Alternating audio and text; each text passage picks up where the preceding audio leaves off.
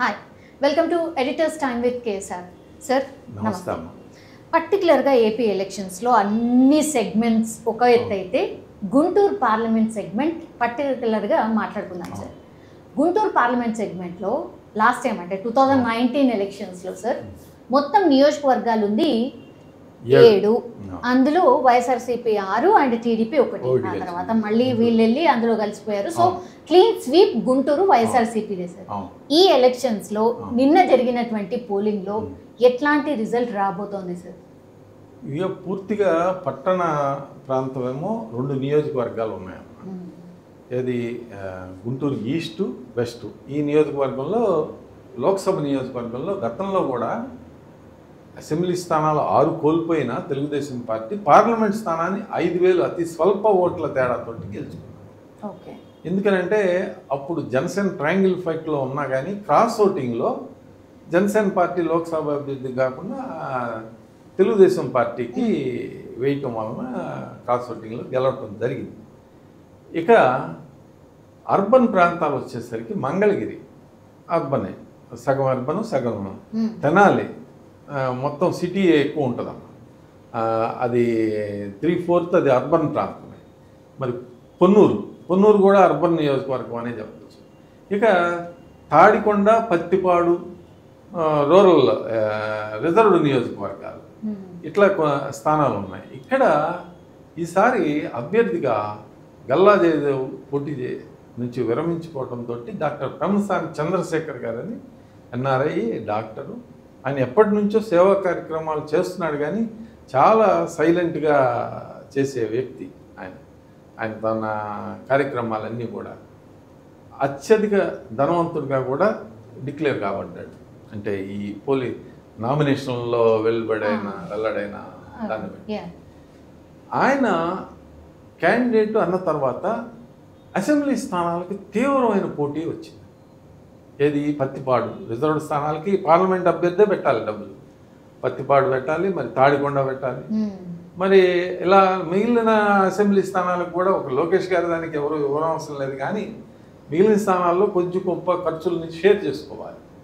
అంటే ఆయన అభ్యర్థి అనగానే అందరూ కూడా ఏకగ్రీవంగా నువ్వే అభ్యర్థి అని చెప్పి ఆయన అనటం జరిగింది. అధినేత కూడా ఆయనకి ఇవ్వటంతో ఆయన ఖరారైన వెంటనే ఆయన సామాజిక వర్గాల వారీగా ఇంటలెక్చువల్స్ అందరినీ కూడా ఆ నియోజకవర్గ వ్యాప్తంగా ముందు కలిశాడు.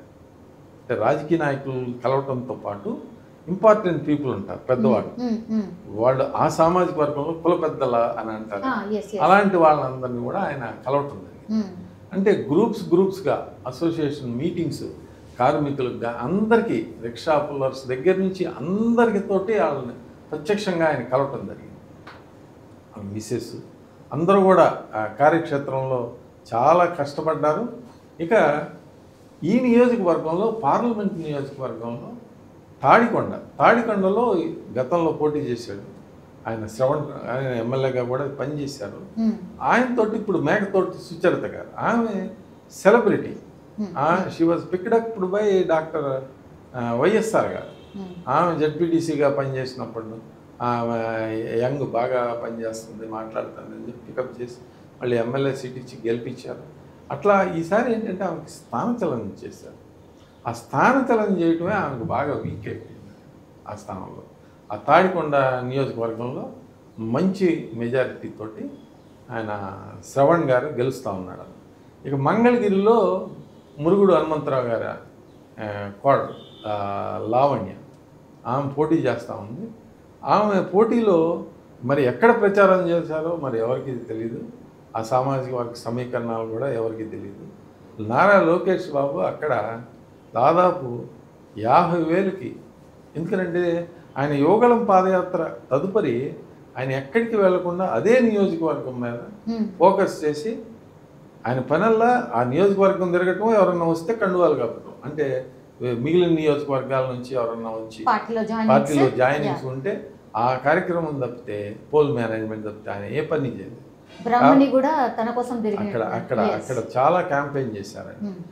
అక్కడ పవన్ కళ్యాణ్ గారి ఎఫెక్టు, నారా లోకేష్ చేసిన గత 4 సంవత్సరాలుగా చేసిన కృషి వలన దాదాపుగా అక్కడ గంజి చిరంజీవి అక్కడ చివరిలో చాలా సైలెంట్ అయిపోయారు. ఆ వైసీపీలో చాలా ముఖ్యమైన వర్గాలన్నీ కూడా ఆళ్ళ రామకృష్ణారెడ్డికి వ్యతిరేకంగా మారారు. దాంతో అక్కడ 50,000కి పైగా మెజారిటీ వచ్చే అవకాశం ఉంది. ఇదే స్థానంలో మరొక 10,000 ఎక్స్ట్రాగా పెమసానికి అసెంబ్లీ స్థానంలో వచ్చిన మెజారిటీ కంటే లోక్సభకు ఇంకొక 10,000 ఎక్స్ట్రా వస్తుంది. గతంలో కూడా వచ్చినాయండి. గతంలో గల్లా జయదేవ్ గారికి ఇక్కడ మెజారిటీ వచ్చింది మంగళగిరిలో. నారా లోకేష్ ఓడిపోయినా అక్కడ మెజారిటీ వచ్చింది ఆ స్థానంలో. ఇక గెలిచే స్థానాల్లో విడుదల రజనీ గారి స్థానంలో స్పెషల్గా ఫోకస్ చేసి గుంటూరు వెస్ట్లో పెమ్మసాని గారు ఒక యుద్ధమే చేశారు. గల్లా మాధవ్ గారు కొత్త అదే సామాజిక వర్గానికి చెందిన వ్యక్తి అయినా కూడా మెయిన్ క్యాంపెయిన్ అంతా కూడా పెమ్మసాని గారి మీదుగా నడిచేది గుంటూరు వెస్ట్. ఆ స్థానం తెలుగుదేశం పార్టీకి బలమైన స్థానం. వైశ్య సామాజిక వర్గానికి చెందిన గిరిధర్కి మళ్ళా అది మద్దాలి గిరికి ఇవ్వలేదు అనేది ఆ సామాజిక వర్గంలో బలంగా ఉండిపోయింది. ఆ కారణం వలన వాళ్ళు 2 నియోజకవర్గాలను కోల్పోతున్నారు, Guntur east west.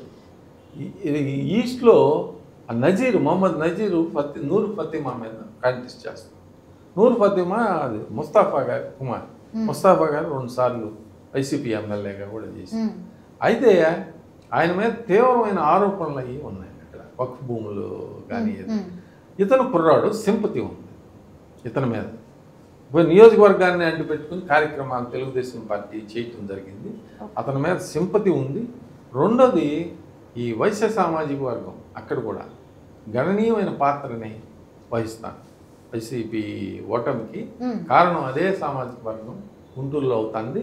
Special focus ఆ నియోజకవర్గంలో పెమ్మసాని గారి స్పెషల్ ఫోకస్.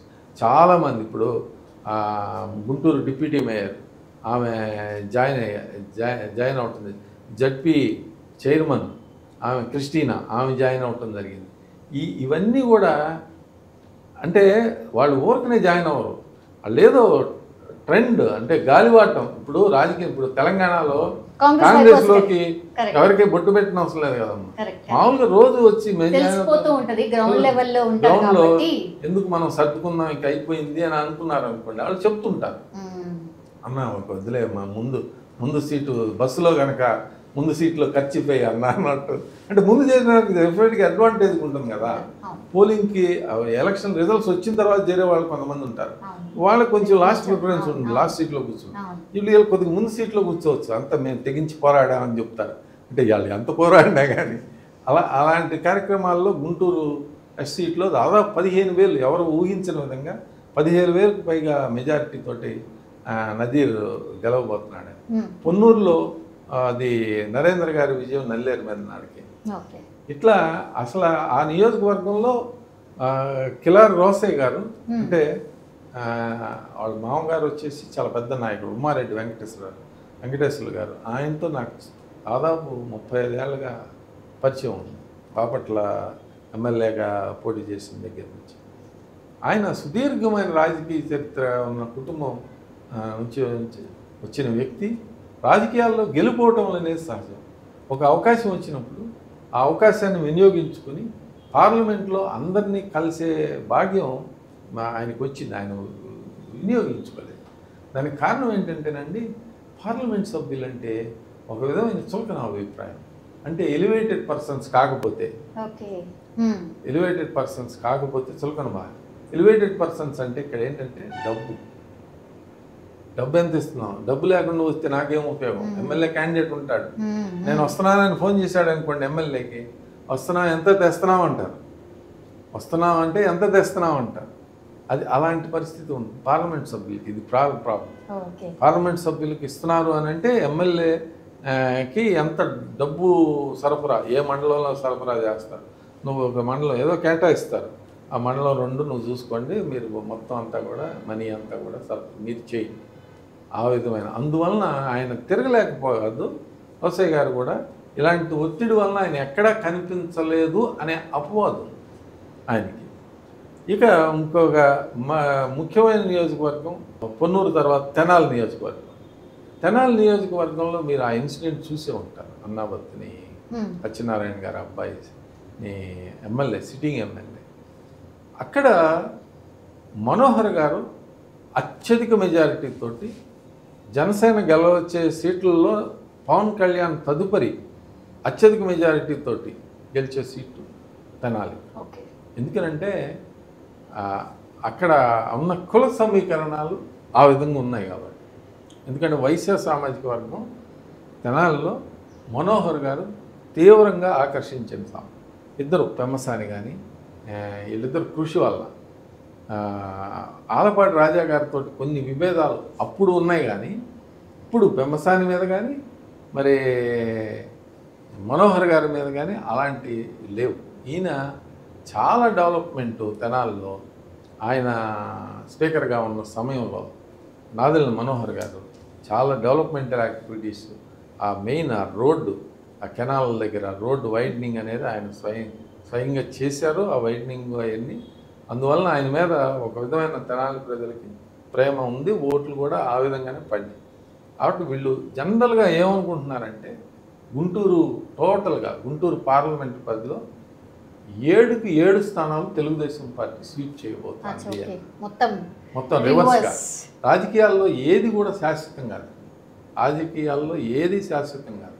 ఇప్పుడు తెలంగాణలో అసలు అడుగు పెట్టని వాళ్ళు ఏది కాంగ్రెస్ నాయకులు ఓళ్ళల్లో, కానీ నియోజకవర్గాల్లో 30,000 40,000 మెజారిటీతో గెలిచారండి మంచిర్యాల చాలా ప్లేసుల్లో. అలా వీళ్ళంతా కూడా పాత వ్యక్తులే, కొత్త వాళ్ళు ఎవరు లేరు. తెలుగుదేశం పార్టీ నుంచి పోటీ చేస్తున్న వ్యక్తులు అందరూ కూడా ఓల్డ్ ప్లేయర్సే. గతంలో పోటీ చేసి ఎమ్మెల్యేలుగా పనిచేసి మినిస్టర్లుగా పనిచేసి నిన్న వాళ్ళే మళ్ళీ పోటీ చేస్తూ ఉన్నారు. కాబట్టి ఈసారి పెమ్మసాని చంద్రశేఖర్ గారు రాష్ట్రంలో అత్యధిక ఓట్లతోటి గెలిచే పార్లమెంట్ సభ్యుడిగా నిలిచిపోవాలి అనేది ఒక కసితో ఆయన పనిచేశారండి. ఆయన 2 లక్షలకు పైగా తేడాతోటి గెలవాలి అనేది ఒక ఎయిమ్ పెట్టుకున్నారు. అది దాటే అవకాశం కూడా కనిపిస్తాం. మరిన్ని అప్డేట్స్ కోసం మా కాయ్ టీవీని సబ్స్క్రైబ్ చేసుకోండి. మా వీడియో కనుక మీకు నచ్చినట్లయితే లైక్ చేయండి, షేర్ చేయండి. మీ విలువైన అభిప్రాయాలను కామెంట్ బాక్స్లో తెలియజేయండి.